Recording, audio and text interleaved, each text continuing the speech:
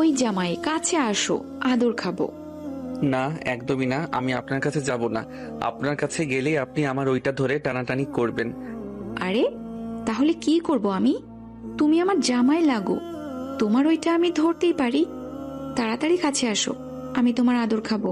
আরে না, একদমই নয়, আমি আপনার কাছে আসবো না। এই বলে আকাশ পিছিয়ে যেতে লাগলো, কিন্তু নীলা তাকে আর পিছিয়ে যেতে দিল না।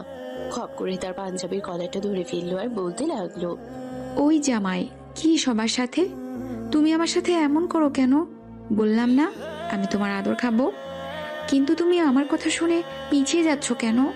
কেন ভয় পাও আমাকে? আমি তো তোমার বিয়ে করা বউ, তাই না? আমি এই বিয়ে মানি না। আপনি প্লিজ আমাদের বাড়ি থেকে চলে যান আপু। দেখো জামাই, তুমি এতক্ষণ যা বলেছো সব কিছু সহ্য করেছি, কিন্তু এখন আর আমি সহ্য করতে পারছি না।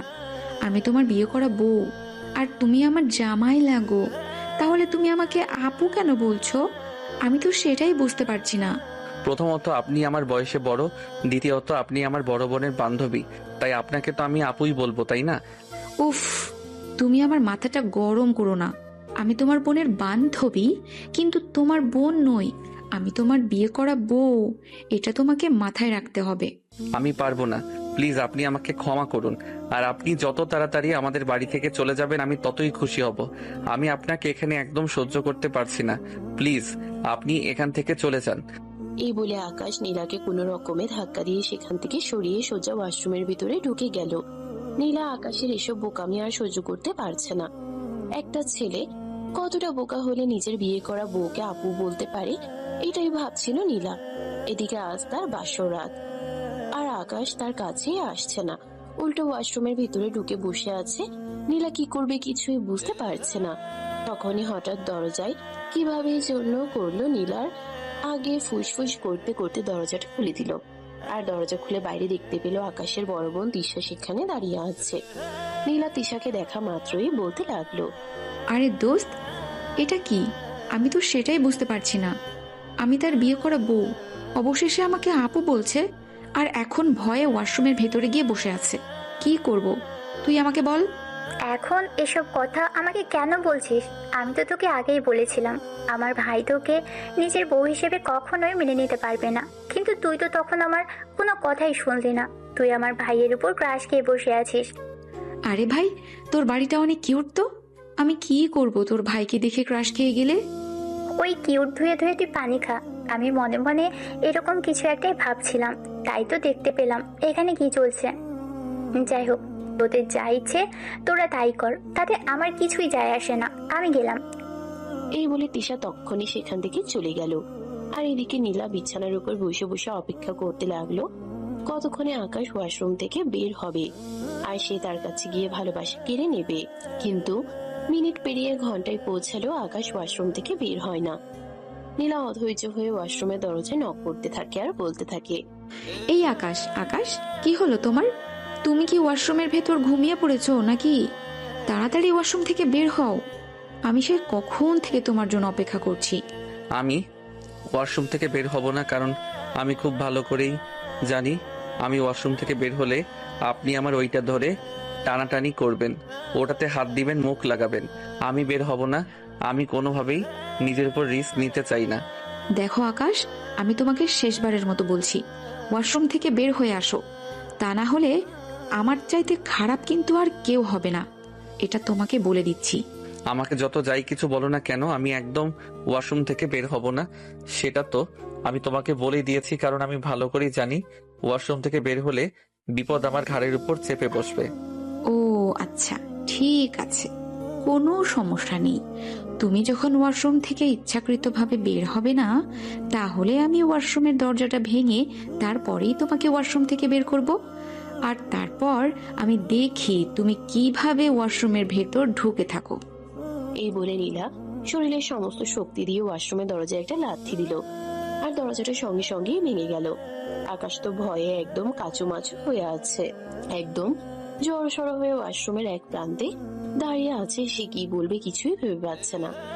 এদিকে নীলার অগ্নিদৃষ্টি তাকে পড়িয়ে দিচ্ছে। নীলার দিকে এমন ভাবে তাকিয়ে আছে যেন তার চোখে আগুন দিয়ে পারলে আকাশকে এক্ষুনি পুড়িয়ে মারে। কিন্তু সে তারপরেও নিজেকে একটু সংযত করে আকাশের হাতটা ধরে এক টান দিয়ে রুমের ভিতরে নিয়ে আসে আর আকাশকে ধাক্কা দিয়ে বিছানার উপর ফেলে দেয়। আকাশ নিজেকে সামলে নিয়ে যেই না উঠে বসতে চাইছিল, তখনই আবারও নীলা তাকে ধাক্কা দিয়ে বিছানার উপর ফেলে দেয় আর তার বুকের উপর উঠে বসে। এটা দেখে আকাশ ভয় পেয়ে বলতে থাকে, আরে তুমি এটা কি করছো? আমার বুকের উপর না উঠে বসেছো, আমি তো ব্যথা পাচ্ছি। আমার বুকের উপর থেকে নামো, আমার নিঃশ্বাস নিতে কষ্ট হচ্ছে। প্লিজ আমার বুকের উপর থেকে নামো। দেখ, একদম ফালতু কথা বলার চেষ্টাও করবি না। আমার ওজন কয় কেজি যে আমি তোর বুকের উপর উঠে বসেছি বলে তুই বুকে ব্যথা পাচ্ছিস? আমার কাছ থেকে পালিয়ে বেড়ানোর ধান্দা, তাই না? আমি তো তোকে এটা কখনোই হতে দেব না। আমি আমার অধিকার আদায় করেই ছাড়বো। তুই যাই বলিস আর যাই কিছু করিস না কেন, তাতে আমার কিছুই যায় আসে না। আমার শুধু তোকে চাই আর তোকেই লাগবে, ব্যাস এইটুকুই। আরে প্লিজ আপু, তুমি আমার মায়ের পেটের বন্ধু, আমার সঙ্গে এরকম করো না। আমি এইটুকুনি পিচ্ছি একটা ছেলে, কেন করছো আমার সঙ্গে এরকম? দেখ, আমি সত্যি বলছি, তুই যদি আর একবারও আমাকে আপু বলে ডেকেছিস তাহলে কিন্তু তোর ওইটা কেটে হাতে ধরিয়ে দেব, বলে দিলাম। আমি তোর বউ হই, তোর সঙ্গে আমার বিয়ে হয়ে গেছে। এখন তুই আমাকে আমার নাম ধরে ডাকবি, নীলা বলে ডাকবি, অথবা নীলু পাখি। আমি বুঝতে পারছি তো, সত্যি তোমার মাথা খারাপ হয়ে গেছে। মাথা খারাপ না হলে কেউ এমন কথা বলে নাকি? সে আমার মাথা খারাপ হোক আর যাই কিছু হোক না কেন, তোকে এত কিছু চিন্তা করতে হবে না। আমি যেটা বলেছি এটাই করে ছাড়বো।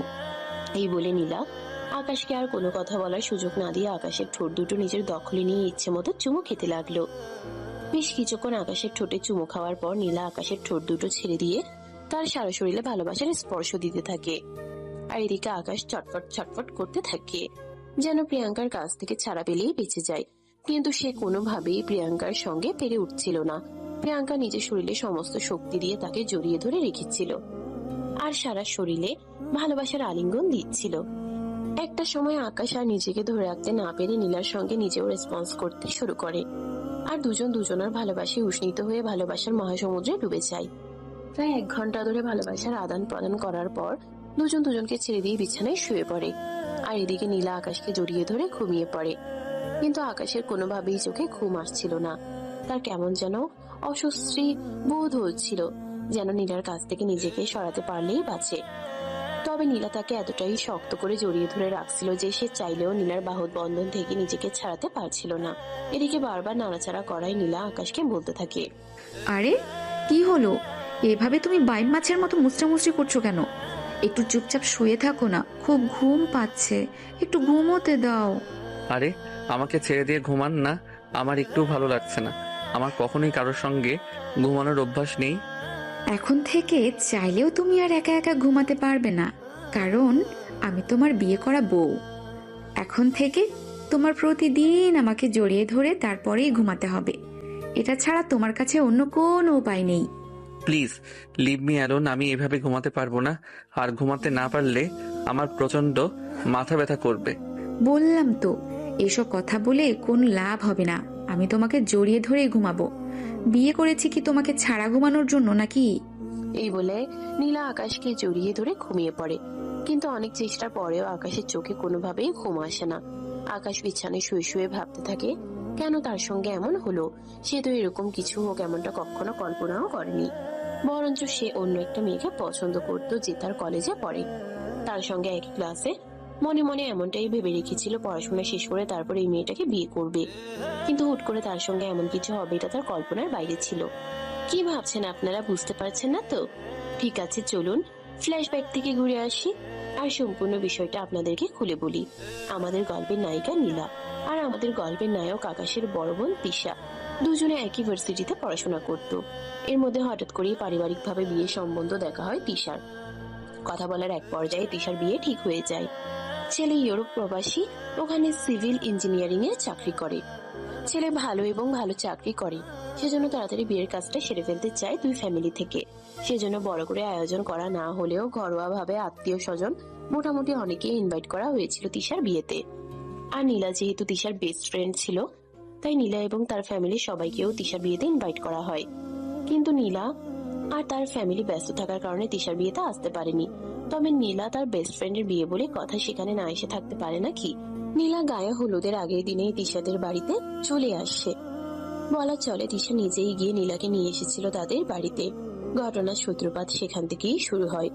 তিশা রুমে বসে নীলার সঙ্গে গল্প করছিল, তখনই হঠাৎ করে তিশা নীলাকে বলতে থাকে, দোস্ত, একটা কাজ কর, পাশের রুমে আমার ছোট ভাই আছে, ওকে একটু বলে আয় তো।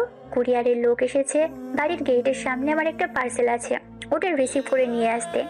আচ্ছা ঠিক আছে দোস্ত, কোনো সমস্যা নেই, তুই একটু ওয়েট কর, আমি এখনই বলে আসছি। এই বলে নীলা তিশা রুম থেকে বের হয়ে পাশের রুমের দিকে। বাবার রুমের দরজা যেহেতু খোলা ছিল, তাই সে আর নক না করেই রুমের ভিতর চলে আসে। আর তারপর যা দেখে তার জন্য সে মোটেও প্রস্তুত ছিল না। কে আপনি? আমি কে সেটা পরে বলছি, আগে তো নিজের কাপড় চোপড় ঠিক করো। আকাশ কোন রকমের টাওয়ালটা নিজের শরীরে পেঁচিয়ে নিল, আর তারপর বলতে লাগলো, আপনি কেমন অসভ্য মেয়ে মানুষ বলেন তো? কারোর রুমে নক করা ছাড়াই ঢুকে পড়েছেন। দরজা খোলা ছিল, তাই তো নক না করে ভিতরে ঢুকে পড়েছি, কিন্তু আমি কি করে জানবো রুমের ভিতরে এসব কিছু হচ্ছে? কেউ একজন কাপড় চোপড় খুলে নাচানাচি করছে। আমি যদি জানতাম তাহলে তো এই রুমে আমি কখনোই প্রবেশ করতাম না। এই যে ম্যাডাম দেখুন, এটা আমার পার্সোনাল রুম। এই রুমে কখনো নক না করে কেউ প্রবেশ করে না। যদি নিতান্তই কারো এই রুমে প্রবেশ করার প্রয়োজন পড়ে, তাহলে সে আমার অনুমতি নিয়ে তারপরেই রুমে প্রবেশ করে। সেটা আপনার বাড়ির মানুষের ব্যাপার, আমার ব্যাপার নয়। আমি আপনাদের বাড়ির কেউ নই, আর আপনাদের বাড়ির নিয়মকানুন কোনো কিছু জানিও না। আচ্ছা ঠিক আছে, এখন বলুন আপনি কে, আর এখানে কেন এসেছেন? আমাকে তিশা এই রুমে পাঠিয়েছে। সে বলল এই রুমে নাকি তার ছোট ভাই থাকে, আর তাকে বলতে তিশার একটা পার্সেল এসেছে। বাড়ির গেটের বাইরে কুরিয়ারের লোক এসেছে, ডেলিভারি ম্যান দাঁড়িয়ে আছে, ওখান থেকে নিয়ে আসতে বলেছে। ও আচ্ছা ঠিক আছে, সমস্যা নেই, আপনি চলে যান। আমি পার্সেল এনে আপুর কাছে পৌঁছে দেব। ও আচ্ছা, তাহলে আপনিই তিশার সেই ছোট ভাই? সেই বলে নীলা আকাশের দিকে ফিরে তাকায়। আকাশকে দেখে সে যেন চোখের পলক ফেলতে ভুলে গেছে। অবলোক দৃষ্টিতে আকাশের দিকে তাকিয়ে আছে। তাকে দেখে এমন মনে হচ্ছে যেন এই জীবনে প্রথমবার ছেলে মানুষ দেখছে। একদম হাঁ হয়ে আছে। এটা দেখে আকাশ বলতে লাগলো, এই যে ম্যাডাম, কি ব্যাপার, আপনি এভাবে হা করে আমার দিকে তাকিয়ে আছেন কেন? মনে হচ্ছে চোখ দিয়ে গিলে খেয়ে ফেলবেন। আপনার মুখ দিয়ে মাছি ঢুকবে তো? আকাশের কথায় কিছুটা লজ্জা পায় নীলা, আর তখনই নিজের মুখটা বন্ধ করে নিয়ে বলতে থাকে, হাউ সুইট, কি হ্যান্ডসাম তুমি দেখতে। হ্যাঁ আমি জানি আমি দেখতে কেমন, আপনাকে আমার সংজ্ঞা দিতে হবে না। আপনি রুম থেকে বের হয়ে যান, আমি কাপড় চেঞ্জ করব, আর তারপর এই পার্সেল আনতে যাব। বিশ্বাস করো, সত্যি বলছি, প্রথম দেখাতেই আমি তোমার প্রেমে পড়ে গেছি। ভালোবাসবে আমায়? আরো সিরিয়াসলি ম্যাট, প্লিজ আপনি আমার রুম থেকে বের হয়ে যান। আপনার মতো পাগল মেয়ের সঙ্গে কথা বলার কোনো ইচ্ছা আমার নেই। এই বলে আকাশ নীলাকে কোনো কথা বলার সুযোগ না দিয়ে আলমারি থেকে একটা টি শার্ট আর আরেকটা প্যান্ট বের করে নিয়ে ওয়াশরুমের ভিতরে ঢুকে গেল। আর তারপর কাপড় চোপড় চেঞ্জ করে আবার রুমে চলে আসে। কিন্তু রুমে আসার পর তখনও দেখতে পায় নীলা সেখানেই দাঁড়িয়ে আছে। নীলাকে তখনও সেখানে দাঁড়িয়ে থাকতে দেখে আকাশ বলতে থাকে, কি ব্যাপার, আপনি এখনো এখানে দাঁড়িয়ে আছেন কেন? আপনি কি কানে শুনতে পান না নাকি? আমি আপনাকে কি বললাম, পার্সেল এনে আমি নিজ দায়িত্বে পৌঁছে দেব। ও হে সুদর্শন পুরুষ, আমি তো এখানে পার্সেলের জন্য দাঁড়িয়ে নেই, আমি তো তোমার জন্য দাঁড়িয়ে আছি। তোমার ওই রাঙা ঠোঁট দুটো আমায় খুব টানছে, ইচ্ছে করছে একটু ভালোবাসার স্পর্শ নিতে। নীলার এমন কথায় ভীষণ ভাবে রেগে যায় আকাশ, আর বলতে থাকে, আপনি মেয়ে নাকি রোবট আমি বুঝতে পারছি না। একটা মেয়ে হয়ে একটা ছেলেকে এসব কথা বলতে আপনার একটু লজ্জা করছে না?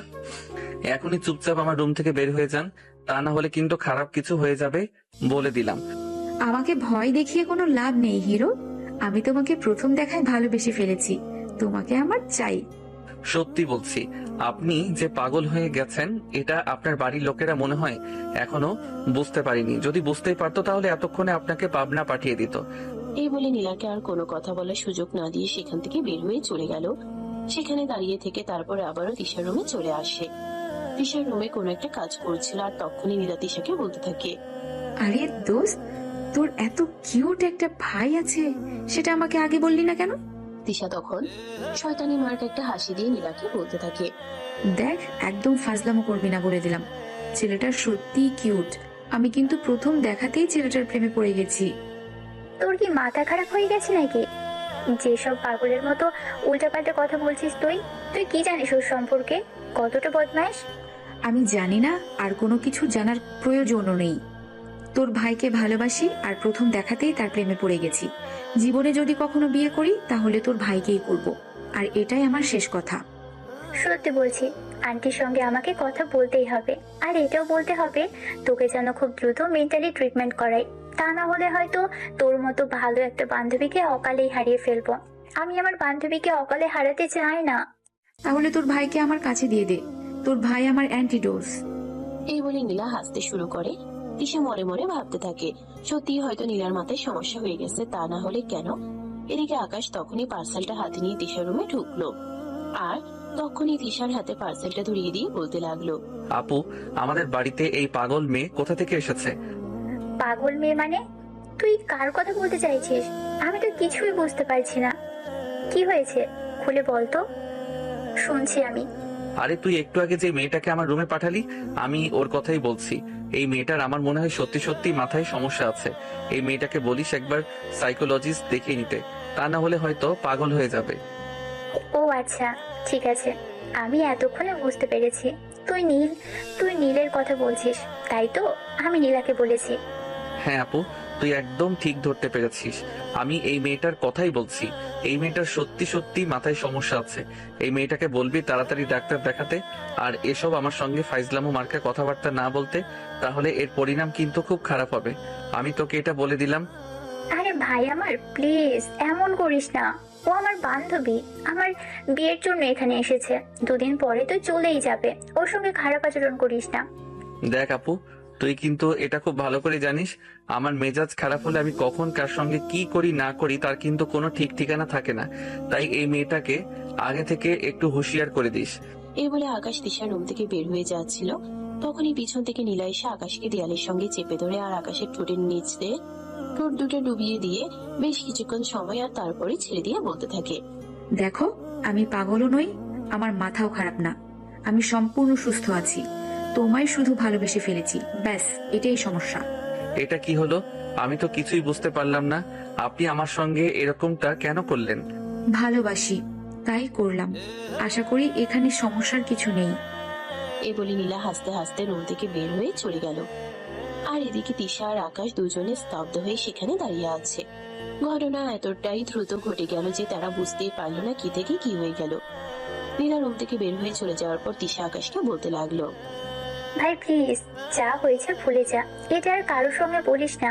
ও আমার বান্ধবী, আমি ওকে বুঝিয়ে বলবো। আচ্ছা ঠিক আছে, কোনো সমস্যা নেই।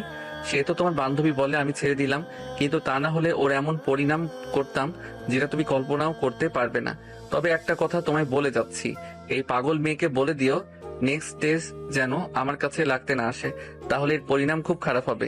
এই বলে আকাশও রুম থেকে বের হয়ে চলে গেল। আর তখনই তিশার মোবাইলে একটা কল আসে। তিশান নাম্বারটা দেখে নিল, দেখতে পেল তার হবু হাজবেন্ড তাকে ফোন করেছে। তাই সে ফোনটা রিসিভ করলো আর তখনই ব্যালকনিতে চলে আসলো। তারপরে সেটা হবু হাজবেন্ডের সাথে কথা বলতে লাগলো। আসসালামু আলাইকুম, কেমন আছেন আপনি? ওয়ালাইকুম আসসালাম। এই তো আলহামদুলিল্লাহ, আল্লাহর রহমতে ভালোই আছি। আর তোমাকে না বললাম আমাকে তুমি করে বলবে? তাহলে তুমি আমাকে আপনি করে কেন কথা বলছো এখনো? বললাম না আপনাকে আমার তুমি করে কথা বলতে লজ্জা করে। এখনো তো আমাদের বিয়েটাই হয়নি। আগে আমাদের বিয়েটা হোক, তারপর না হয় আমি আপনাকে তুমি করে বলবো। আরে বাবা, বিয়ে হয়নি তো কি হয়েছে? আর তো মাত্র 2 দিন, তারপর তো আমাদের বিয়ে হয়ে যাবে। তুমি সারা জীবনের মতো আমার হয়ে যাবে। আর তারপর আমাকে তুমি করেই তো বলতে হবে। তাই বলছি এখন থেকে প্র্যাকটিস করো, তাহলে পরে আর কোনো ঝামেলা হবে না। আমাকে কিছু প্র্যাকটিস করতে হবে না, সময়ের সাথে সাথে সবকিছুই ঠিক হয়ে যাবে। কারণ আমরা মেয়ে মানুষ জনা, আমরা সব রকম পরিস্থিতিতে নিজেকে মানিয়ে নেওয়ার মতো ক্ষমতা রাখি। I hope you better understand what I say. Yes madam, I understand what you say. তা আমার মহারানী কি করছেন এখন? কি আর করব, এই তো রুমে বসেছিলাম। বাইরে সবাই কাজ করছে, কিন্তু আজ তো আর আমাকে কেউ কোনো কাজই করতে দিবে না। তাই বসে বসে মশা মারা ছাড়া আর তো আমার কোনো কাজ নেই। তাহলে আমি তোমার কাছে চলে আসি, দুজনে মিলে গল্প করব আর খুব সময় কাটাবো। আই, আপনার কি মাথা খারাপ হয়ে গেছে নাকি? কি সব ফালতু কথা বলছেন? এখন আপনার সঙ্গে আমার বিয়েটাই হয়নি, আর আপনি আমার কাছে চলে আসবেন মানে? বিয়ে হয়নি তো হয়েছে, বিয়ে তো হবে। আর আমি আমার হবু বউয়ের সঙ্গে যখন মন চায় তখন দেখা করতেই পারি, সেখানে তোমার বাধা দেওয়ার কোনো অধিকার নেই, বুঝতে পেরেছো? ও আচ্ছা, তাই বুঝি। কিন্তু আমি যদি আপনার সঙ্গে দেখা না করি, আপনার সঙ্গে কোনো কথা না বলি, তাহলে তখন আপনি কি করবেন? সেটা সময় হলে দেখা যাবে, সেটা নিয়ে তোমাকে চিন্তা করতে হবে না।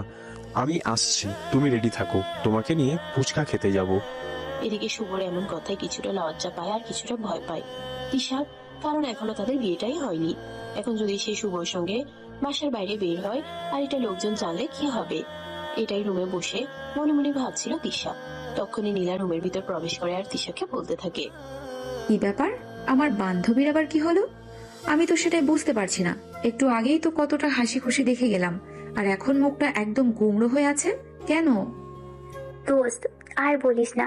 এই তো একটু আগেই শুভ ফোন করেছিল আর আমাকে বললো সে নাকি একটু পরেই আমাকে নিতে আসবে, আমাকে নিয়ে ফুচকা খেতে যাবে। এটা তো খুবই ভালো কথা।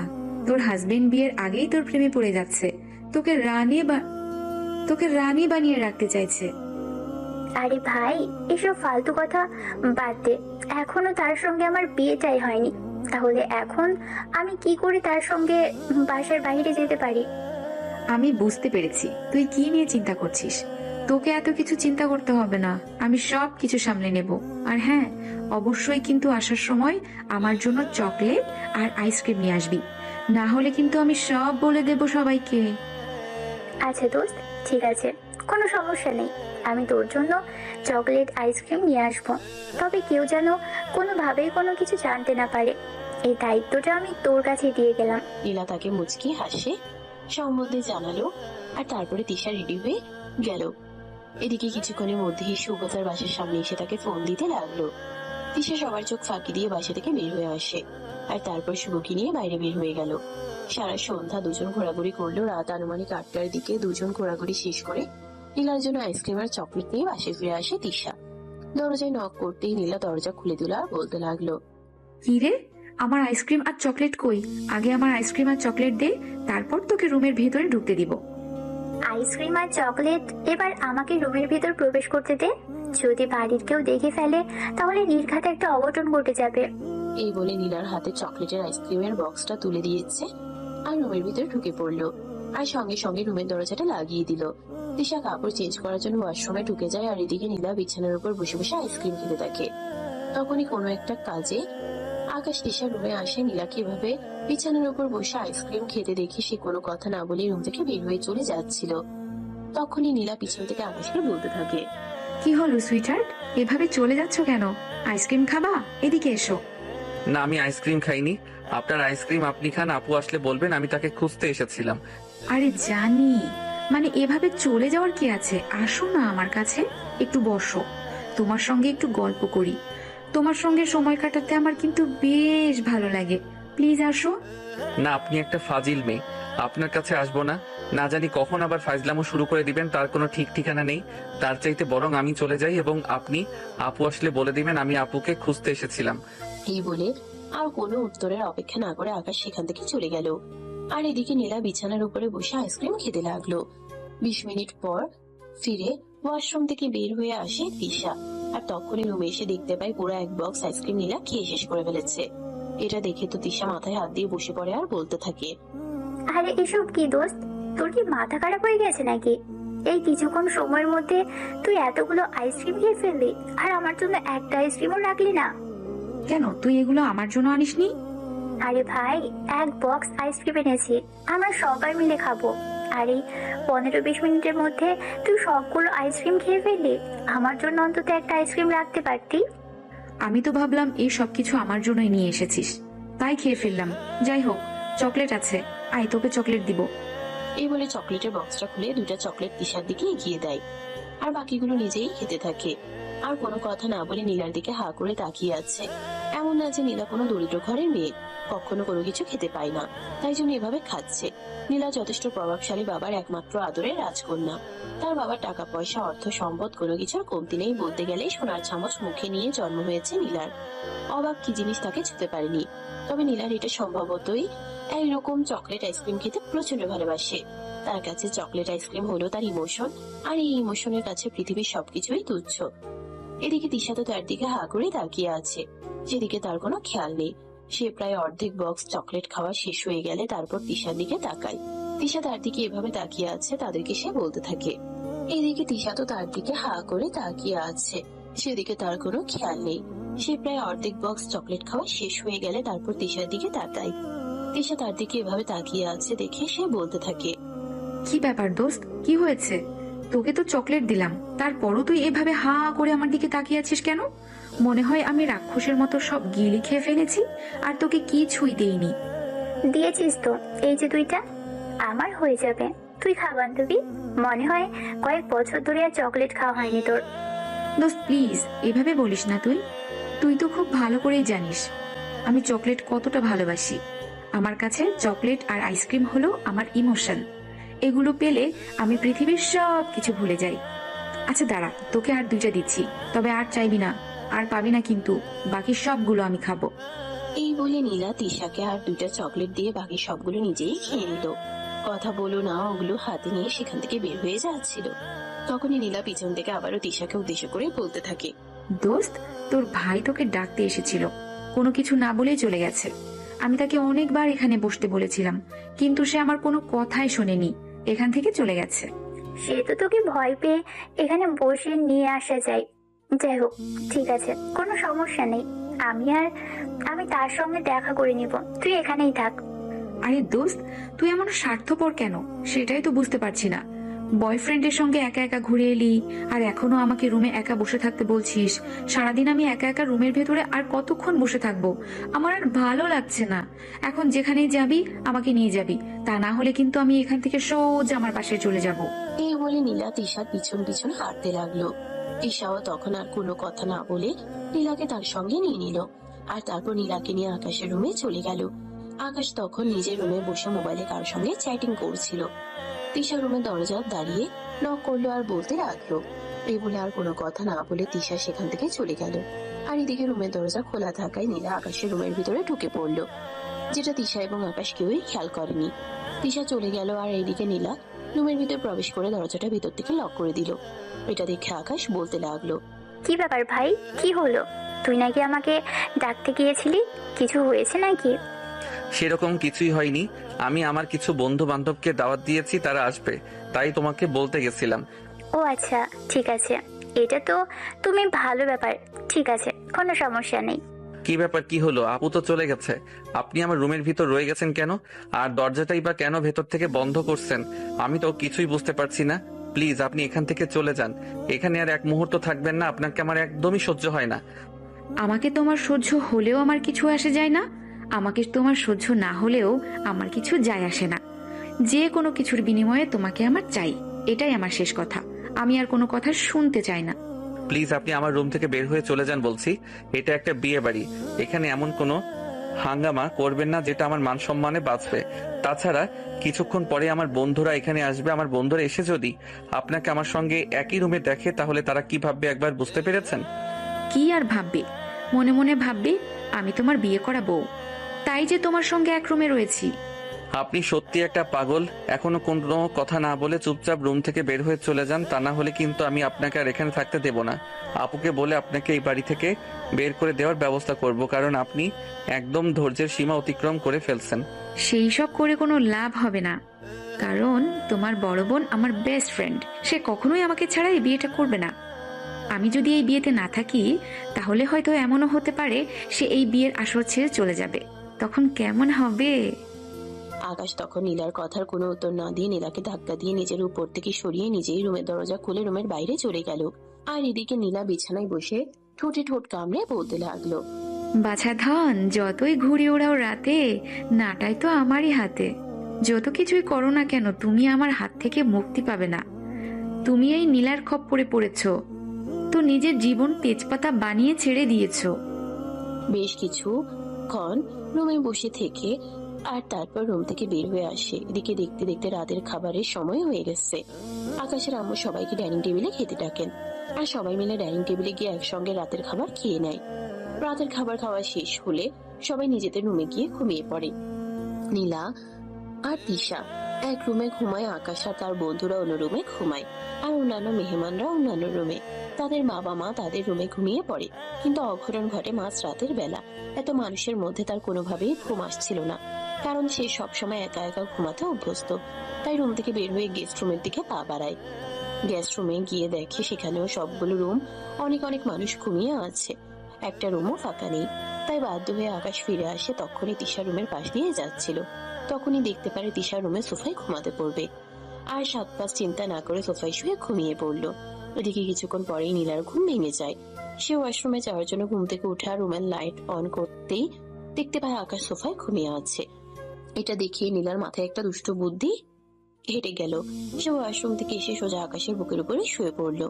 আকাশ গভীর ঘুমে নিমগ্ন ছিল, তাই সে কিছুই বুঝতে পারেনি। ভোর রাতের দিকে যখনই আকাশ একটু নড়াচড়া করার চেষ্টা করলো, কিন্তু সে নিজের শরীরকে কোনোভাবেই নড়াচড়া করতে পারছিল না। তখনই তার ঘুমটা ভেঙে যায়, আর ঘুম ভাঙতেই সে নিজের বুকের উপর ভারী কিছু একটা অনুভব করে।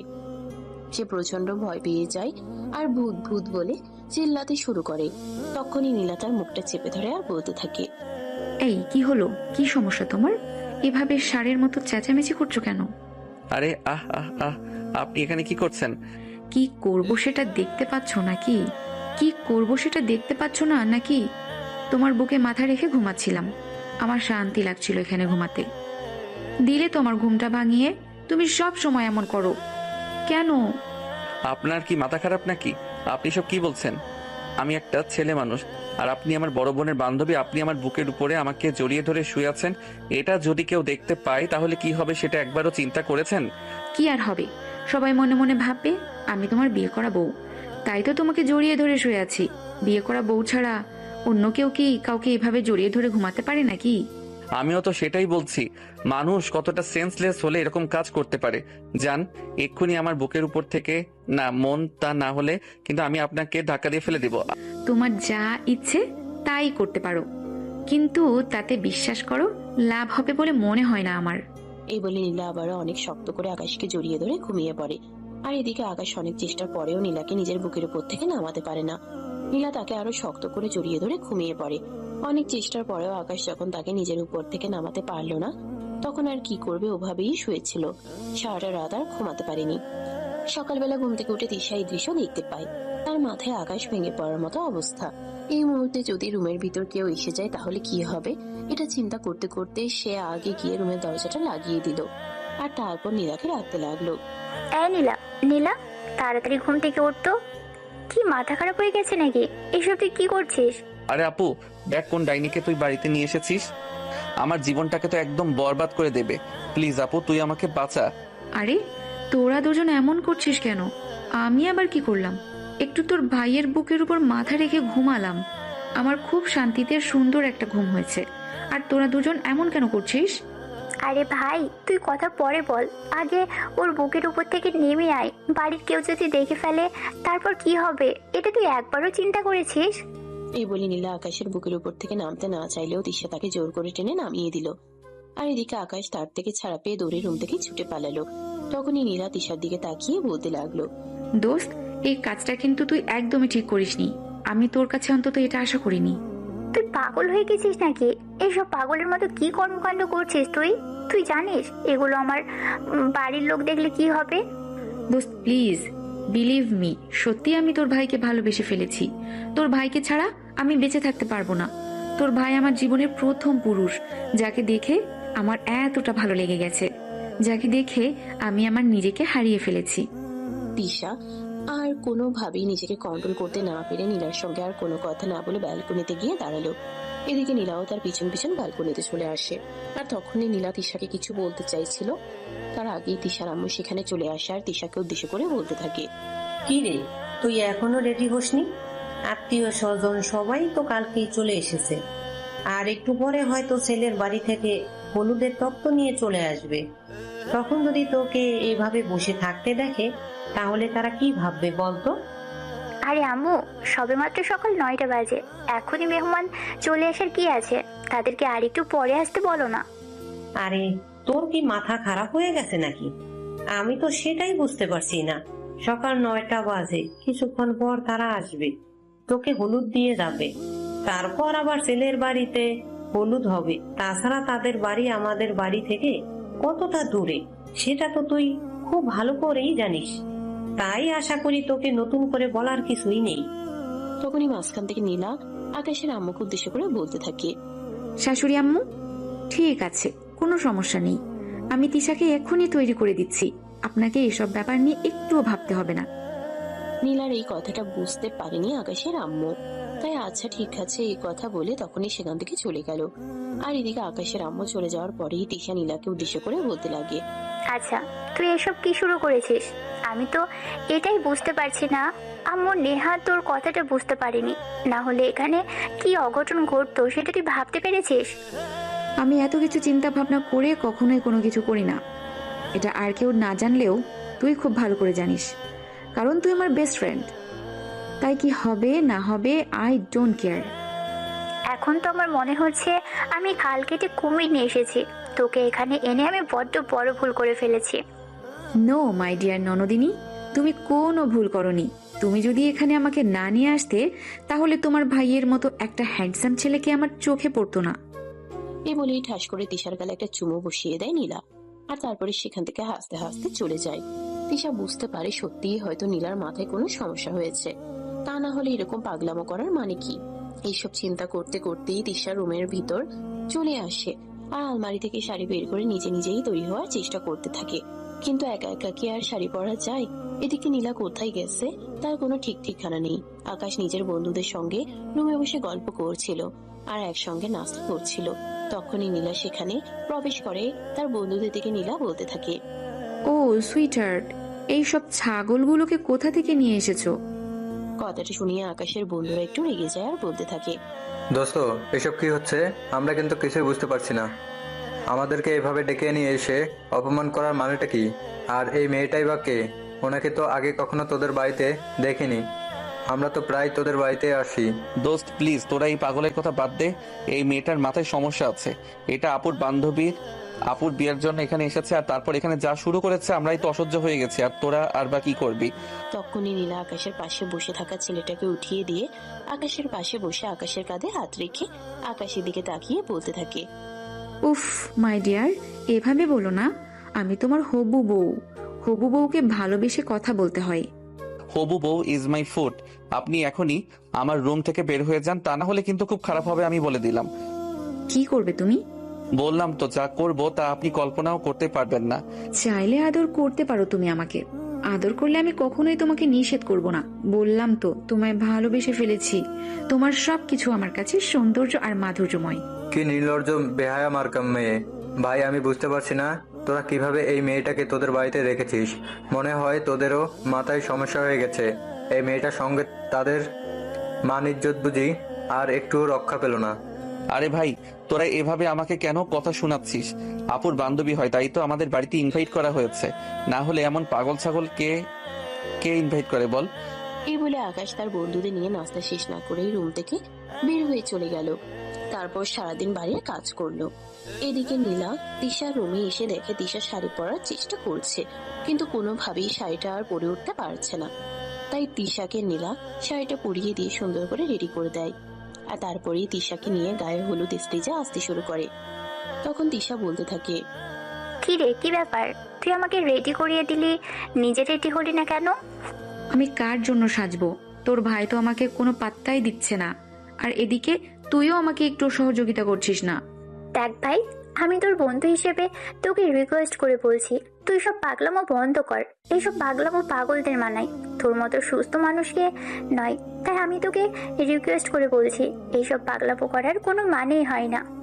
দোস্ত, তুই অন্তত আমাকে ভুল বুঝিস না। তুই অন্তত আমাকে একটু ঠিকঠাক করে বোঝ। আমি সত্যি বলছি, তোর ভাইকে আমি ভালোবেসে ফেলেছি। তোর ভাইকে ছাড়া আমি বেঁচে থাকতে পারবো না। তোর ভাইকে ছাড়া আমার একটা মুহূর্ত ভালো লাগে না। প্লিজ তুই তোর ভাইকে একটু বুঝিয়ে বল না। তিশা নীলাকে কি বলবে কিছু ভেবে পাচ্ছে না।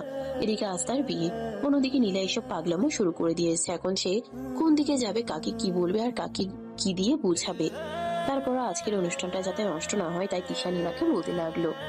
দোস্ত, আজ আমার বিয়ে, আর তুই আমার বেস্ট ফ্রেন্ড। আজ অন্তত এমন কিছু করিস না যাতে আমি মনে কষ্ট পাবো। তবে আমি তোকে কথা দিচ্ছি, আমি ভাইয়ের সঙ্গে তোর ব্যাপারে কথা বলবো। সে যদি রাজি হয় তাহলে আমাদের কোনো সমস্যা থাকবে না। তাছাড়া তুই তো খুব ভালো করেই জানিস আমি ফ্যামিলির বড় সন্তান। আমাকে আমার মা বাবা একটু বেশি গুরুত্ব দিয়ে থাকেন। ঠিক আছে, তুই যখন বলছিস তখন আমি রেডি হচ্ছি। এই বলে নীলা তার লাগেজ থেকে লেহেঙ্গা বের করে রেডি হয়ে নিল, আর তারপরেই দিশার সঙ্গে গায়ে হলুদের স্টেজে চলে আসলো। এভাবে গায়ে হলুদের অনুষ্ঠান শেষ হয়। আর তারপরের দিন বিয়ের দিন সকাল থেকে আকাশের কোনো দেখা পায়নি নীলা। অনেকবার আকাশকে অনেক জায়গায় খোঁজাখুঁজি করে, কিন্তু কোথাও খুঁজে না পেয়ে অবশেষে নীলা তিশার রুমে বসে বসে কান্না করতে থাকে। আর এই বিষয়টা খেয়াল করে তখনই সে নীলার পাশে গিয়ে বসে, নীলার কাঁধে হাত রেখে বলতে থাকে, কি ব্যাপার দোস্ত, কি হয়েছে? আমি তো কিছু বুঝতে পারছি না। আজকের দিনে আমার কান্না করার কথা, আর তুই কান্না করছিস। কিন্তু তুই কেন কান্না করছিস? আমি চলে যাব তাই তোর মন খারাপ হচ্ছে নাকি? আরে দুর্বল, তুই চলে যাবি তাতে আমার মন খারাপ হবে কেন? তুই তো তোর জামাইয়ের সঙ্গে রোম্যান্স করবি, আর এদিকে আমি আমার জামাইকে আজকে সারাদিন খুঁজেই পাচ্ছি না, তার সঙ্গে একটু কথা বলার জন্য। এজন্যই আমার খুব বেশি মন খারাপ।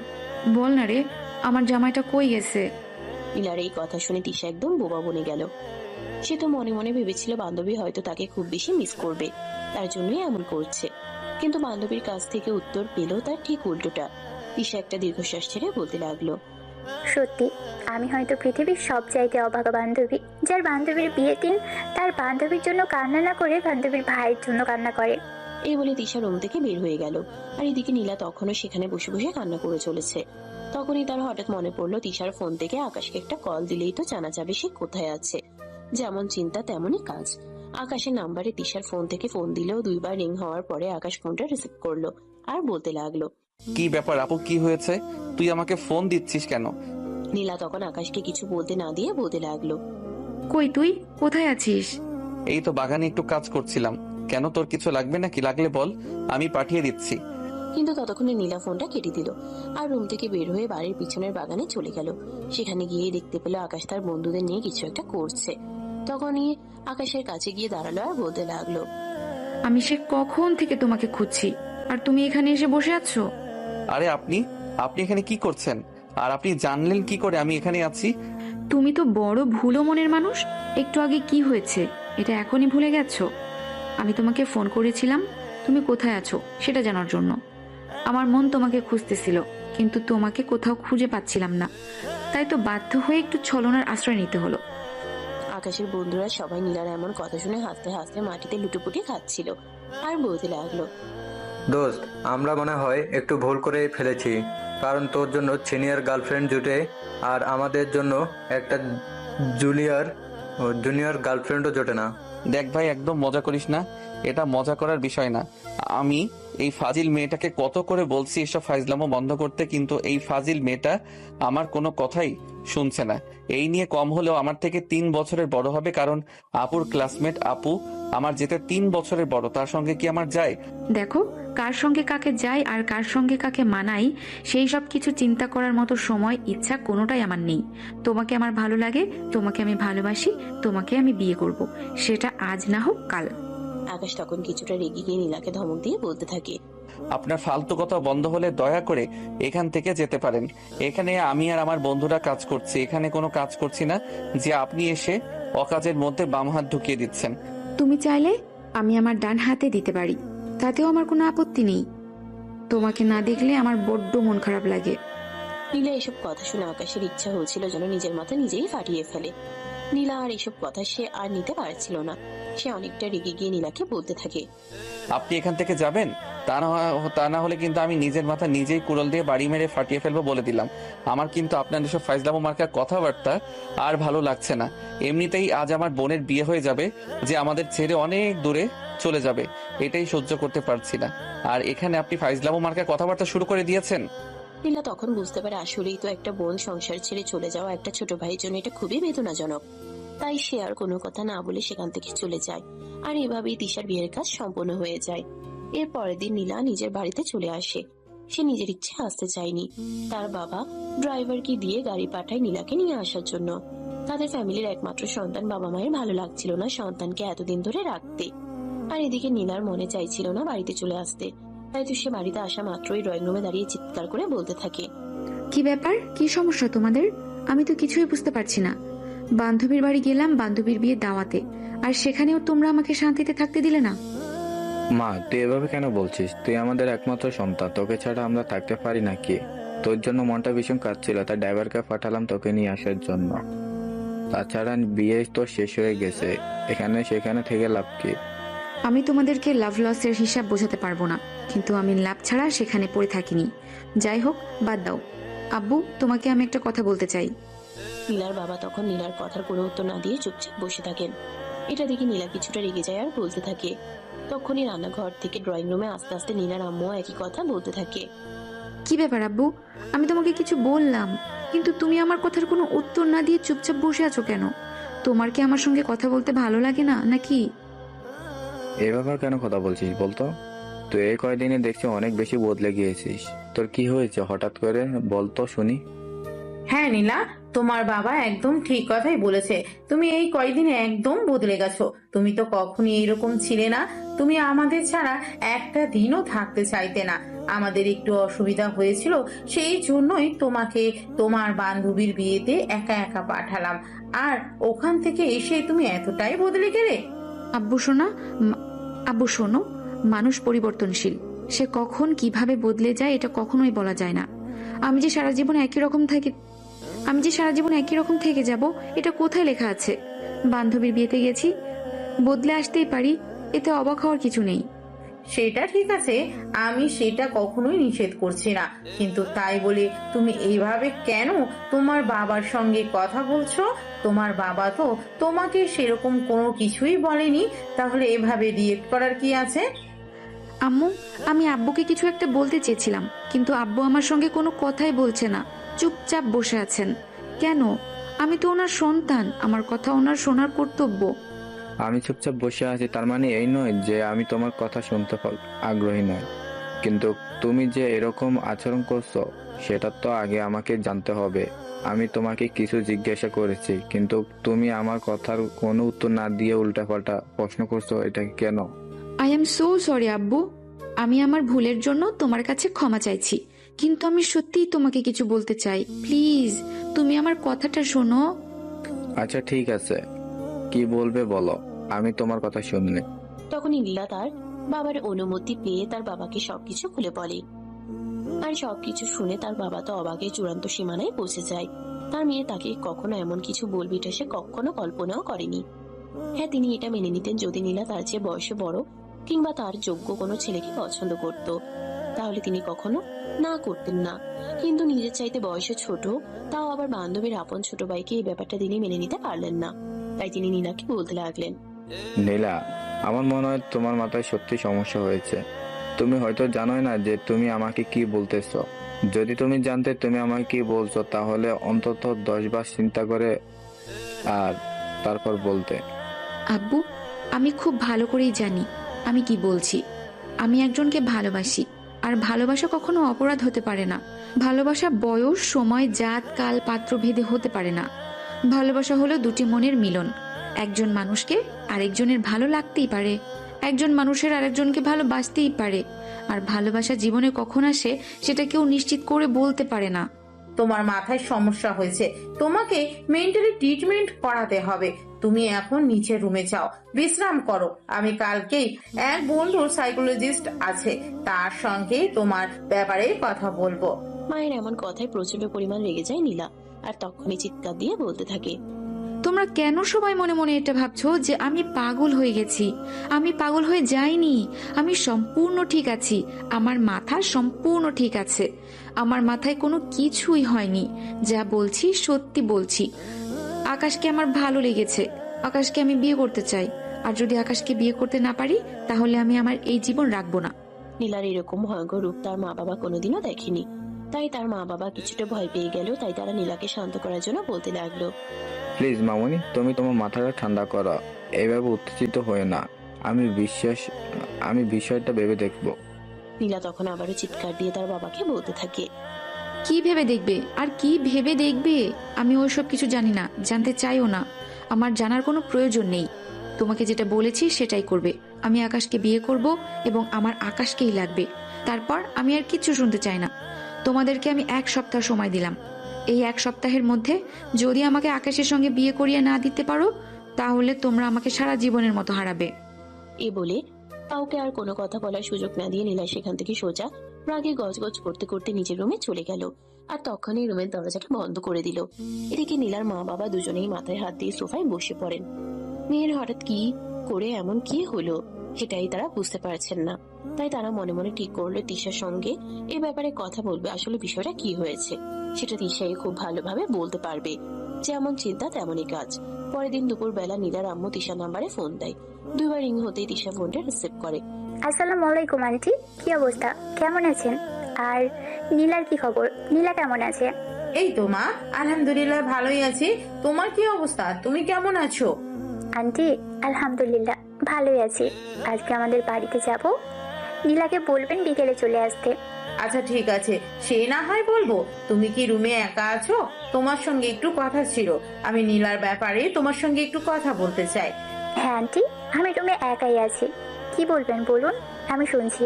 নীলার কি এখনো মাথায় সেই ভূত রয়ে গেছে নাকি? কথাটা শুনে নীলার আম্মু বুঝতে পারেন তিশা এই ব্যাপারে কিছু হয়তো জানে না। তাই তিনি বলতে থাকেন, তার মানে তুমিও এই ব্যাপারে জানো? এখন বলো আমি কি করতে পারি। আমি আপনাকে কি বলবো, আমি তো নিজেই সেটা ভেবে পাচ্ছি না। তাছাড়া আমি তো আরো ভেবেছিলাম আমি এ ব্যাপারে আপনার সঙ্গে কথা বলবো। নীলার আম্মু তখন খুব ভালোভাবেই বুঝতে পারেন তিশা নীলাকে বোঝানোর চেষ্টা করেছে, কিন্তু সে নীলাকে বোঝাতে পারেনি। তাই তিনি তিশাকে বলতে থাকেন, মা, এখন তুমি আমাকে বলে দাও আমি এই ঝামেলা থেকে কিভাবে মুক্তি পেতে পারি, কিভাবে আমি আমার মেয়েটাকে একটু বোঝাতে পারি, কিভাবে আমি আমার মেয়েটার মাথায় একটু হলেও সুবুদ্ধি এনে দিতে পারি। আমি নিজেই তো কোনো কিছু ভেবে পাচ্ছি না। যেখানে কিনা ভার্সিটিতে এত এত ছেলে থাকতে সে কোনো ছেলের উপর ক্রাশ খেলো না, এখন কিনা আমার ছোট ভাই যে কিনা তার থেকে বয়সে এতটাই ছোট, তার উপর সে ক্রাশ খেয়ে বসে আছে। দেখ তিশা, এখন তুমি একমাত্র ভরসা, যা করার তোমাকেই করতে হবে। আমি অন্য কোনো উপায় দেখতে পাচ্ছি না, কারণ তুমি একমাত্র মানুষের যে কিনা নীলার সঙ্গে একটু খোলাখুলি ভাবে কথা বলতে পারো। তোমাদের বাড়ি থেকে আসার পর থেকে আমাদের কারো সঙ্গে সেভাবে কোনো কথা বলছেও না, কেমন যেন হয়ে গেছে। আমি কিছুই বুঝতে পারছি না কি হয়েছে মেয়েটার। আচ্ছা আন্টি ঠিক আছে, আমি তো আজ আমাদের বাড়িতে যাব। তারপর না হয় আমি নীলার সঙ্গে কথা বলবো, তারপর দেখি আমি কি করতে পারি। তবে আমার মনে হচ্ছে না নীলা যেভাবে বিগড়ে গিয়েছে তাতে তার সঙ্গে কথা বলেও সেই রকম কোনো লাভ হবে। এই বলে তিশা ফোনটা রেখে দেয় আর এদিকে বাবার বাড়িতে যাওয়ার জন্য তৈরি হতে থাকে। কিছুক্ষণ বাদে সে তার হাজবেন্ডকে নিয়ে তার বাবার বাড়িতে চলে আসে। তারপরে সে নীলার সঙ্গে যোগাযোগ করার চেষ্টা করে। বাইরে একটা রেস্টুরেন্টে নীলার সঙ্গে দেখা করে আর নীলাকে বুঝিয়ে বলার চেষ্টা করে, কিন্তু নীলা তো তার কোনো কথাই শুনে না। তার কথা একটাই, তার আকাশকেই লাগবে, আকাশকে ছাড়া সে আর কোনো কিছুই চায় না। আকাশকে যদি সে না পায় তাহলে সে তার এই জীবন রাখবে না, প্রয়োজন হলে আত্মহত্যা করবে। তিশা ভেবে পায় না কি করলে সে নীলাকে বাসায় পাঠিয়ে দেয়। আর বাসায় এসে সঙ্গে সঙ্গে সে নীলার আম্মুকে কল করে আর সবকিছু খুলে বলে। সবকিছু শুনে নীলার আম্মু বলতে থাকে, হায় আল্লাহ, তুমি আমাকে রক্ষা করো। আমি সত্যিই বুঝতে পারছি না আমার মেয়েটার মাথায় কি এমন ভূত ঢুকেছে যার কারণে সে এরকম করছে। কেন তাকে কোনো কথা বলেও বোঝাতে পারছি না, কেন সে কারোর কোনো কথা শুনছে না। এখন কি হবে? এটুকুন একটা ছেলের কাছে যদি মেয়েকে বিয়ে দিই তাহলে তো এলাকায় মুখ দেখাতে পারবো না। তার চাইতে বড় কথা, আকাশ আর আমার ফ্যামিলি তো কখনোই বিয়ে মেনে নেবে না। সে যদি আকাশের সমবয়সী কিংবা আকাশের চাইতে একটু ছোট হতো তাহলে ফ্যামিলিকে মানানো যেত। তাছাড়া সব চাইতে বড় কথা হলো আকাশ একটা মেয়ের সঙ্গে রিলেশনে আছে। এখনই তো তাড়াতাড়ি প্রেম করার বয়স, মনে প্রেমের লাড্ডু ফুটেছে। সেটা তো আমি খুব ভালোভাবেই বুঝতে পারছি, কিন্তু এখন আমি কি করব সেটাই তো বুঝতে পারছি না। কি করে মেয়েকে সামলাবো, কি করে সংসার সামলাবো? এই বলতে বলতে তিনি ফোনটা কেটে দিলেন। তারপর দেখতে দেখতে 3 দিন সময় কেটে গেল। ইতিমধ্যে নীলা একবারের জন্য রুম থেকে বের হয়নি। তার মা বাবা অনেকবার তার সঙ্গে এই বলতে বলতে তিনি ফোনটা কেটে দিলেন। তারপর দেখতে দেখতে 3 দিন সময় কেটে গেল। ইতিমধ্যে নীলা একবারের জন্য রুম থেকে বের হয়নি। তার মা বাবা অনেকবার তার সঙ্গে কথা বলার চেষ্টা করলেও সে একবারের জন্য রুমের দরজাটা খুলে কারোর সঙ্গে কোনো কথাই বলেনি। খাওয়া দাওয়া তো অনেক দূরের কথা। তার মা বাবাকে অনেক রিকোয়েস্ট করে খাওয়া দাওয়া করার জন্য তারা আকাশ এবং তার ফ্যামিলির সঙ্গে কথা বলার চেষ্টা করবে। কিন্তু নীলা সবাইকে একটা কথা পরিষ্কারভাবে জানিয়ে দিয়েছে, যতক্ষণ পর্যন্ত নীলার ফ্যামিলি আকাশের ফ্যামিলি এবং আকাশের সঙ্গে কথা না বলবে, যতক্ষণ পর্যন্ত আকাশ তাকে বিয়ে করতে রাজি না হবে, ততক্ষণ পর্যন্ত সে এক গ্লাস পানি পর্যন্ত স্পর্শ করবে না। নীলার মা বাবা একদম নিরুপায় হয়ে পড়ে। তারা চোখের সামনে সর্ষে ফুল দেখতে পান, কিভাবে মেয়েকে পেরাবেন সেটাই ভেবে পান না। একমাত্র মেয়ে বলে কথা, মেয়ের জীবনটা এভাবে তারা নষ্ট করে দিতে পারেন না। তাই তারা দুজনে মিলে চিন্তা করতে থাকেন যেভাবেই হোক মেয়েকে একটু বোঝানোর চেষ্টা করতে হবে, আর মেয়েকে এই পথ থেকে ফিরিয়ে আনতে হবে। কিন্তু কিভাবে কি হবে? কি গো, কোনো কথা বলছো না কেন? আমি তো কিছুই ভেবে পাচ্ছি না কিভাবে কি করবো। মেয়েটা নিজেকে তিলে তিলে শেষ করে দিচ্ছে, এসব কিছু সহ্য করতে পারছি না। তুমি আমাকে কেন বলছো? আমারও তো সেই একই অবস্থা। তোমারও যেমন একমাত্র সন্তান, আমারও তেমনি একমাত্র সন্তান। তুমি যদি কিছু ভেবে না পাও, তাহলে আমি কি করে কিছু ভেবে পারতে পারি সেটাই আমাকে বলো। এভাবে চুপ করে বসে থাকলে তো চলবে না, আমাদেরকেও কিছু একটা করতে হবে। কি করব এখন সেটাই বলো। আর কি করার বাকি আছে? পিশাদ পরিষ্কার করে জানিয়ে দিয়েছে আকাশ এবং তার ফ্যামিলি কোনোভাবে এই সব কিছু মেনে নেবে না। আকাশ একটা মেয়ের সঙ্গে রিলেশনে আছে। যদি আকাশ এবং তার ফ্যামিলি এই ব্যাপারটা মেনে নিত, তাহলে না হয় আমরা তাদের সঙ্গে এই ব্যাপারে কথা বলতে পারতাম। কিন্তু যেখানে তারা এসব কিছু মেনেই নেবে না, সেখানে কথা বলতে চাওয়া মানে তো নিজেদেরকে অসম্মানিত করা। ড্রয়িং রুমের সোফায় বসে বসে কান্না করতে থাকে। একমাত্র মেয়ের কষ্ট এভাবে সহ্য করতে পারছেন না। আবার যদি মেয়েকে তার শখের মানুষকে এনে না দেন, তাহলে তো মেয়ে বলেই বসে আছে যে সে আত্মহত্যা করবে। একমাত্র মেয়ে যদি মা বাবাকে ছেড়ে চলে যায়, তাহলে মা বাবার মনের অবস্থা কেমন হবে সেটাই তারা ভাবতে পারছেন না। তাছাড়া তাদের বয়স হয়ে এসেছে, এখন তাদের দেখাশোনাই বা কে করবে? তখনই নীলার বাবা বলতে থাকেন, দেখো, আমাদেরকে এভাবে চুপ করে বসে থাকলে চলবে না, যা করার আমাদেরকে করতে হবে। আমরা আমাদের চোখের সামনে নিজের মেয়েকে এভাবে শেষ করতে দিতে পারি না। আমরা আকাশের ফ্যামিলির সঙ্গে কথা বলবো, প্রয়োজন হলে তাদেরকে রিকোয়েস্ট করব। কি বলছো তুমি? আমরা মেয়ের মা বাবা, আমাদের তো একটা ছেলের ফ্যামিলিতে বিয়ের প্রস্তাব নিয়ে যাওয়াটাই কতটা লজ্জাজনক, আর সেখানে আমরা রিকোয়েস্ট করব? দেখো, মান সম্মানের কথা চিন্তা করলে এখন আমাদের চলবে না। আমাদের মেয়েকে আগে বাঁচাতে হবে, তারপর অন্য কিছু চিন্তা করতে হবে। আমাদের কাছে আমাদের মেয়ে সবার আগে, তারপর হচ্ছে পৃথিবীর বাকি সবকিছু। আচ্ছা ঠিক আছে, তাহলে তাই চলো। তবে যদি তারা রাজি না হয় তাহলে কি হবে? আমি তো সেটাই ভেবে পাচ্ছি না। এই বলে নীলার আব্বু আম্মু দুজনে রেডি হয়ে আকাশের বাড়িতে চলে আসেন। আকাশের মা বাবা দুজনে সেদিন বাড়িতে ছিল। বাড়ির সামনে দাঁড়িয়ে কলিং বেল চাপ দিতে তিশা এসে দরজা খুলে দেয়। তিশা নীলার মা বাবাকে দেখা মাত্রই সালাম দেয় এবং কুশল বিনিময় করে। আসসালামু আলাইকুম আন্টি আঙ্কেল, কেমন আছেন আপনারা? ওয়ালাইকুম আসসালাম। এই তো আলহামদুলিল্লাহ, আল্লাহর অশেষ রহমতে আমরা ভালোই আছি, কিন্তু নীলা ভালো নেই। আন্টি ভিতরে এসে বসুন, তারপর আমরা কথা বলি। এই বলে তিশা নীলার মা বাবা দুজনকে ড্রয়িং রুমে এনে বসতে দিল, আর তারপরে বলতে থাকে, দেখুন আন্টি, কি বলবো সেটাই তো ভেবে পাচ্ছি না। তার সঙ্গে আমি অনেকবার কথা বলার চেষ্টা করেছি, অনেকবার নীলাকে ফোন করেছি, কিন্তু সে আমার ফোনটা তুলছে না। অনেকবার মেসেজ করেছি, কিন্তু কোনো মেসেজের রিপ্লাইও করছে না। দেখো মা, আমার মেয়েটা এক কথার মানে, সে তখন যেটা বলে তখন সেটাই করে, তারপর আর পৃথিবীর কারো কোনো কথাই শোনা। এটা তো তুমি অন্তত জানো, কারণ তুমি তার বেস্ট ফ্রেন্ড। হ্যাঁ আঙ্কেল, এটা তো আমি খুব ভালো করেই জানি। নীলা মুখ দিয়ে যখন যেটা বলে তখন সেটাই করে। তাছাড়া আপনারা তো তাকে এভাবেই বড় করেছেন, তাকে কখনো কোনো কিছুর অভাব বুঝতে দেননি। হ্যাঁ মা, এখন তো সেটাই বুঝতে পারছি যে আমরা মেয়েকে সবকিছু তার মুখের উপরে এনে দিয়ে এটাই জীবনে সবচাইতে বড় ভুল করে ফেলেছি। যদি মেয়েকে অভাব জিনিসটা বুঝাতাম, তাহলে হয়তো আর সে এমন কিছু বায়না করতো না যেটা আমরা তাকে এনে দিতে পারবো না। তিশা, এসব কথা বাদ দাও, আমরা তোমার আব্বু আম্মু আর আকাশের সঙ্গে কথা বলতে এসেছি। তিশা ভেবে পায় না নিজের ছোট ভাই আর আব্বু আব্বু আম্মুকে কিভাবে এই কথাটা বলবে, কিন্তু না বলে কোনো উপায় নেই। তাই সে আকাশের আব্বু আম্মুকে ড্রয়িং রুমে বসিয়ে দিয়ে উপরে চলে গেল। তারপর আব্বু আম্মুকে গিয়ে বলল নীলার আব্বু আম্মুর ব্যাপারে। কিছুক্ষণের মধ্যেই তিশার আব্বু আম্মু ড্রয়িং রুমে চলে আসেন। তারা ড্রয়িং রুমে বসে গল্প গুজব করেন। এদিকে তাদের জন্য চা নাস্তা নিয়ে এসেছে। চা নাস্তা খেতে খেতে একেবারে কথার প্রসঙ্গে নীলার আব্বু আকাশের আব্বুকে সবকিছু খুলে বলেন। নীলার আব্বুর কথা শুনে আকাশের আব্বু স্তব্ধ হয়ে বসে থাকেন। তিনি কি বলবেন কিছুই ভেবে পাচ্ছেন না। একই তো তাদের পারিবারিক সম্পর্ক অনেক দিনের। নীলার আব্বু আর আকাশের আব্বু অনেক আগে থেকেই পরিচিত, যদিও তাদের পারিবারিক ভাবে সেভাবে আসা যাওয়া ছিল না। তিনি একদম চুপ হয়ে বসে থাকেন, কোনো কথাই বললেন না। তখনই নীলার আব্বু ওনার হাত দুটো ধরে ফেলেন আর বলতে থাকেন, দেখুন ভাইজান, আমি আপনার হাত দুটো ধরে রিকোয়েস্ট করে বলছি, প্লিজ আপনি আমাকে ফিরিয়ে দিবেন না। আমার মেয়েটার জীবন মরণের কথা। জানি আমি ভুল করেছি, মেয়েকে সবকিছু পাইয়ে দিয়ে আমার মেয়েকে অভাব জিনিসটা বোঝানো উচিত ছিল, কিন্তু এখন কি করব বলেন? একমাত্র মেয়ে বলে কথা, তার এইসব কষ্ট আমি আর সহ্য করতে পারছি না। প্লিজ আপনি কিছু একটা করুন। আমি কি করব সেটাই তো ভেবে পাচ্ছি না। দাঁড়ান, আমি আকাশকে ডেকে নিয়ে আসি। ও কি বলে সেটা আগে শুনি। ও যদি বিয়ে করতে চায় তাহলে আমাদের আপত্তি নেই। এই বলে তিনি তিশাকে পাঠিয়ে দেন আকাশকে ডেকে নিয়ে আসার জন্য।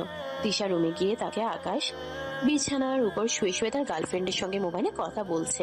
তখনই তিশা দরজায় নক করে আর বলতে থাকে, আকাশ কি করছিস? তোকে আব্বু ডাকছে। আকাশ একটুও বুঝতে পারেনি তার আব্বু কেন তাকে ডাকছে, তাই সে তিশাকে বলতে থাকে, এই সময় আবার আব্বু আমাকে কেন ডাকছে সেটাই তো বুঝতে পারছি না। তাই তো এই তো কিছুক্ষণ আগে আব্বুর কাছ থেকে আসলাম, তখন তো কিছু বললো না, তাহলে এখন আবার কি দরকার পড়লো? তিশা তখন সেখানে কোনো কিছু বললো না, কারণ সে খুব ভালো করেই জানে এখন আকাশকে সবকিছু বলে দিলে আকাশ আর ড্রয়িং রুমে যাবে না। তাই সে আকাশকে বলতে লাগলো, সেটা তো আমি বলতে পারবো না। তোকে নিচে যেতে বললো। আব্বু তোর জন্য ওয়েট করছে, তুই এখনই আমার সঙ্গে চল। এই বলে তিশা আকাশকে নিয়ে নিচে চলে আসে। মা বাবার সঙ্গে আরো দুজন বসে আছে যাদেরকে সে চিনে না। আসলে আকাশের কখনো দেখাই হয়নি নীলার মা বাবার সঙ্গে, তাহলে চিনবে কি করে? আকাশের বাবা তখন আকাশকে বসতে বলে ওনার পাশে, আর তারপর বলতে থাকেন। আকাশের বাবা যখন আকাশকে সবকিছু খুলে বলেন, আর এই কথা শুনে আকাশ লাফ দিয়ে সোফা থেকে উঠে দাঁড়ায়, আর তারপর বলতে থাকে, দেখো, তোমাকে এখানে ডেকে নিয়ে আসার পিছনে একটা কারণ আছে, তুমি নিশ্চয়ই সেটা জানো। আমি তো কিছুই বুঝতে পারছি না, কি কারণ আছে একটু খুলে বলো, আমি শুনছি। তোমাদের সবারই দেখছি ওই মেয়েটার মতো মাথা খারাপ হয়ে গেছে। কি সব ফালতু কথাবার্তা বলছো, সেটা কি আদৌ তোমরা জানো? আমি এই মেয়েটাকে কোনো দিনও বিয়ে করব না, আর কোনো ভাবেও না। আর কেনই বা এই মেয়েটাকে আমি বিয়ে করতে যাব? কি আছে এমন ওই মেয়েটার মধ্যে যেটা অন্য কোনো মেয়ের মধ্যে নেই? সে আমার থেকে বয়সে বড়, তাছাড়া সে আমার বড় বোনের বান্ধবী। তাকে আমি কখনোই বিয়ে করতে পারবো না, তাকে আমি আমার নিজের বড় বোনের মতোই মনে করি। তখনই নীলার বাবা সেখান থেকে উঠে এসে আকাশের হাত দুটো ধরে বলতে থাকে, বাবা, আমি তোমার হাত দুটো ধরে তোমাকে রিকোয়েস্ট করছি, প্লিজ তুমি আমার মেয়েকে বাঁচাও। আমার মেয়ে তোমাকে ছাড়া বাঁচবে না। সে আজ 3 দিন ধরে রুমের ভিতর দরজা বন্ধ করে আছে, কারোর সঙ্গে কোনো কথা বলছে না, রুমের দরজা খুলছে না, খাবার খাইছে না। প্লিজ তোমাকে আমার রিকোয়েস্ট করে বলছি, তুমি আমাদের মেয়েকে বাঁচাও। তখনই আকাশের বাবাও আকাশকে অনেক অনুনয় বিনয় করে বলতে থাকেন আকাশ যেন নীলাকে বিয়ে করতে রাজি হয়ে যায়। আকাশ বুঝতেই পারছে না সবাই কেন তাকে এভাবে নীলাকে বিয়ে করার জন্য এত রিকোয়েস্ট করছে, যেখানে মেয়েটা তার চাইতে বয়সে বড়, তার উপর আবার তার বড় বোনের বান্ধবী। মুহূর্তের মধ্যে ফ্যামিলির সবাই আকাশকে অনুরোধ করতে শুরু করে দেন। তারা সবাই নীলার ভাড়া করা লোকজন, এভাবেই সবাই কানাকাটি করে আকাশকে অনুরোধ করতে থাকে, কিন্তু আকাশ কোনোভাবেই নীলাকে বিয়ে করতে রাজি হয় না। এক পর্যায়ে তো আকাশের আব্বু আকাশকে বলেই ফেলে, দেখো, আমরা এতগুলো মানুষ তোমাকে রিজেক্ট করছি বলে কি তুমি নিজেকে খুব বড় কিছু মনে করছো? তুমি যদি এরকমটাই কিছু মনে করে থাকো তাহলে আমি তোমাকে পরিষ্কার জানিয়ে দিচ্ছি, তুমি নীলাকে বিয়ে করবে, এটাই আমার শেষ সিদ্ধান্ত। আমার সামনে একজন বাবা তার সন্তানকে হারাবে, এটা আমি কখনো মেনে নিতে পারবো না, কারণ আমিও একজন বাবা। বাবা, তুমি এসব কি কথা বলছো? আমি কিভাবে এই মেয়েটাকে বিয়ে করতে পারি? তুমি প্লিজ একটু ঠান্ডা মাথায় চিন্তা করো, আর তারপর সিদ্ধান্ত নাও। আমি কোনো কথা শুনতে চাই না, আমার সিদ্ধান্ত আমি তোমাকে জানিয়ে দিয়েছি। এখন তুমি কি করবে সেটা তোমার ব্যক্তিগত ব্যাপার, তবে আমি তোমাকে পরিষ্কার জানিয়ে দিচ্ছি, তুমি যদি নীলাকে বিয়ে না করো তাহলে কিন্তু আমার চাইতে খারাপ কেউ হবে না, আর এই বাড়িতে তোমার কোনো জায়গা হবে না। আমার সমস্ত সম্পত্তি আমি তিশার নামে লিখে দেব, তুমি কিন্তু আমার সম্পত্তির কানা করিও পাবে না। তোমাদের দেখছি সবার মাথা খারাপ হয়ে গেছে। এই মেয়েটাকে তোমাদের কি জাদু করেছে নাকি যে সবাই এরকম মেয়েটার হয়ে কথা বলছো? তোমার যদি এমনটা মনে হয়ে থাকে নীলা আমাদেরকে জাদু করেছে, তাহলে তাই তাদের, আমার কিছু যায় আসে না। কিন্তু আমার কথা আমি পরিষ্কারভাবে তোমাকে জানিয়ে দিয়েছি, তোমার নীলাকে বিয়ে করতে হবে এবং আগামী 2 দিনের মধ্যে তুমি নিজেকে প্রিপারেশন করো, আর আমরা বিয়ের প্রস্তুতি নিচ্ছি। এই বলে তিনি নীলার বাবাকে আশ্বস্ত করে বাড়িতে পাঠিয়ে দিলেন। এদিকে নীলার বাবা বাড়িতে সেই নীলাকে এই খবরটা দেন। নীলা এই খবরটা শুনে অনেক বেশি খুশি হয়, তার আনন্দ যেন ধরে না। তারপর 2 দিন পরেই তার আকাশের সঙ্গে বিয়েটা হয়ে গেল। আর তারপর যা হলো তা তো আপনারা দেখতেই পেলেন। সকালবেলা ঘুম থেকে উঠে নীলা দেখতে পেল আকাশ এখনো চোখ মেলাই রয়েছে। তাই নীলা আকাশকে বলতে লাগলো, আরে এত বেলা হয়ে গেল, তুমি এখন আমাকে ডেকে দাওনি কেন? গরুর মতো পড়ে পড়ে ঘুমাচ্ছেন, তাহলে আমি আপনাকে ডাকতে যাব কেন?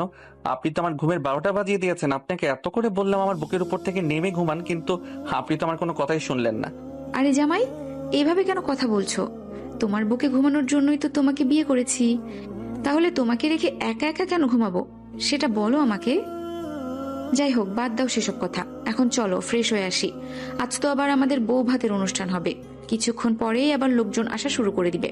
এই বলে নীলা আলমারি থেকে নিজের শাড়ি বের করে ওয়াশরুমে ঢুকে গেল। ফ্রেশ হয়ে এসে দেখে আকাশ ঘুমিয়ে পড়েছে। এটা দেখে নীলা কিছুটা রেগে গেল আর ড্রেসিং টেবিলের উপরে রাখা পানির গ্লাসটা আকাশের মুখের উপরে ঢেলে দিল। আকাশ দরবরকে উঠে বসলো আর নীলাকে বলতে লাগলো, এটা কোন ধরনের ফাইজলামো? আপনি এটা কেন করলেন আমার সাথে? তোমাকে আমি সেই কখন থেকে বলেছি ফ্রেশ হয়ে আসার জন্য, কিন্তু তুমি এখনো শুয়ে আছো। তোমার সাহস দেখে আমি অবাক না হয়ে পারছি না। আমার খুব ঘুম পাচ্ছে, তাই আমি বিছানায় শুয়ে শুয়ে ঘুমাচ্ছি। এখানে আপনার তো কোনো সমস্যা হওয়ার কোনো কথাই নেই। আপনি চুপচাপ এখান থেকে চলে যান, আমাকে আর বিরক্ত করবেন না। আপনার বিরক্ত আমি আর সহ্য করতে পারছি না। ও তাই নাকি? তাহলে চলো আরেক রাউন্ড খেলি, তোমাকে একটু মজা দিই, তাহলেই সহ্য করতে পারবে। কথাটা বলতে দেরি হলো না বলে বিছানা থেকে লাফ দিয়ে আকাশকে ওয়াশরুমে ঢুকে যেতে দেরি হলো না। এদিকে আকাশের এমন কর্মকাণ্ড দেখে নীলা তো হেসেই কুটি কুটি হচ্ছে। আকাশ ওয়াশরুম থেকে বের হয় 20 মিনিট পর। তারপর নাস্তা করতে চলে যায় ডাইনিং টেবিলে। এরপর দেখতে দেখতে চলে গেল 6 মাস। আজ সকালবেলা নাস্তার টেবিলে বসতেই হঠাৎ করে নীলার কেমন যেন বমি বমি লাগছিল। তাই সে সেখান থেকে উঠে গিয়ে বেসিনে গিয়ে বমি করলো। তারপর আর নাস্তা না করেই রুমে চলে গেল। বিছানায় গিয়ে শুয়ে রইল। আকাশ নাস্তা শেষ করে রুমে আসে। নীলার জন্য নাস্তার প্লেট হাতে করে নিয়ে চলে আসে। নীলা বিছানায় শুয়ে আছে, তার মুখটা কেমন যেন ফ্যাকাশে দেখাচ্ছে। আকাশ নীলার পাশে বসে, তারপর তার মাথায় হাত বুলাতে বুলাতে বলতে থাকে, কি হয়েছে তোমার? এভাবে নাস্তার টেবিল থেকে উঠে চলে আসলে কেন? শরীর খারাপ লাগছে? শরীরটা তো একটু খারাপ লাগছে, তবে তোমার জন্য একটা গুড নিউজ আছে। কথাটা বলেই লজ্জায় লাল হয়ে নিজের 2 হাত দিয়ে নিজের মুখটা ঢেকে নেওয়ার বৃথা চেষ্টা করতে থাকে নীলা। তখনই আকাশ তার মুখের উপর থেকে তার হাত দুটো সরিয়ে দিয়ে বলতে থাকে, কি ব্যাপার, কি হয়েছে? আমি তো কিছুই বুঝতে পারছি না। তুমি লজ্জা পাচ্ছ কেন? আর কি গুড নিউজ আছে বলো না আমাকে। তুমি বাবা হতে চলেছো আর আমি মা। এই বলে আবারও যেই না মুখ লুকায় নীলা। কথাটা শুনতেই আকাশ খুশিতে লাফ দিয়ে উঠে বলতে থাকে, আরে এত বড় একটা খুশির খবর, সেটা তুমি আমাকে আরো আগে জানালে না কেন? তুমি তো আমাকে মেনেই নিতে চাইছিলে না, সেখানে আমাদের একটা পুচকুশোন আসছে, সেটাকে তুমি কিভাবে মেনে নিতে? আরে এটা তুমি কোনো কথা বললে? এই বয়সে বাবা হতে চলেছি, এর চাইতে আনন্দের ব্যাপার কিছু হতে পারে? মানছি আমি তোমাকে প্রথমে মেনে নিতে পারিনি, কিন্তু এখন তো তোমার সঙ্গে আমার খুবই ভালো একটা সম্পর্ক, তাই না? হ্যাঁ, কিন্তু তারপরেও আমি ভয় পাচ্ছিলাম এটা শোনার পর তোমার রিয়াকশন কেমন হবে এটা ভেবে। তোমাকে অসহ্য লাগতে লাগতে, অবহেলা করতে করতে কখন যে ভালোবেসে ফেলেছি সেটা আমি বুঝতে পারিনি প্রিয়তমা। এই মুহূর্তে তুমি আমার চোখের শ্রেষ্ঠ রমণী। আমার কাছে এই মুহূর্তে তুমি আমার সমস্ত পৃথিবী। অনেক ভালোবেসে ফেলেছি তোমায়। ও তাই বুঝি? এত ভালোবাসা কোথা থেকে আসে শুনি? এখান থেকে। এই বলে নিজের বক্ষ দেশে ইশারা করে নীলাকে দেখায়। আর তখনই নীলা আকাশের বুকের মাঝে মুখ লুকায়। আকাশ নীলাকে শক্ত করে জড়িয়ে ধরে তার কানের কাছে মুখ নিয়ে বলতে থাকে, আমি সত্যি অনেক আনন্দিত প্রিয়তমা। আজ তুমি আমাকে এত বড় একটা খুশির খবর এনে দিয়েছো। আজ নিজেকে সত্যি খুব ভাগ্যবান মনে হচ্ছে যে তোমার মতো নারীকে নিজের জীবন সঙ্গী হিসেবে পেয়েছি। আমি তোমাকে বিয়ে করে ঠকে যাইনি, বরঞ্চ আমার জীবন সার্থক হয়েছে। খুব ভালোবাসি আমার মনের মহারানী।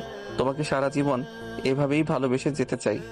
এই বলে নীলাকে শক্ত করে নিজের বুকের সঙ্গে জড়িয়ে ধরে আর তার কপালে ভালোবাসার আলিঙ্গন করতে থাকে। সুপ্রিয় ভিউয়ার্স, আমাদের আজকের গল্পটি এ পর্যন্তই ছিল। গল্পটি আপনাদের কাছে কেমন লেগেছে ছোট্ট একটা কমেন্ট করে জানাবেন। ভালো লাগলে লাইক, কমেন্ট এন্ড শেয়ার করে পাশেই থাকবেন। ভালো থাকবেন সবাই। আল্লাহ হাফিজ। সমাপ্ত।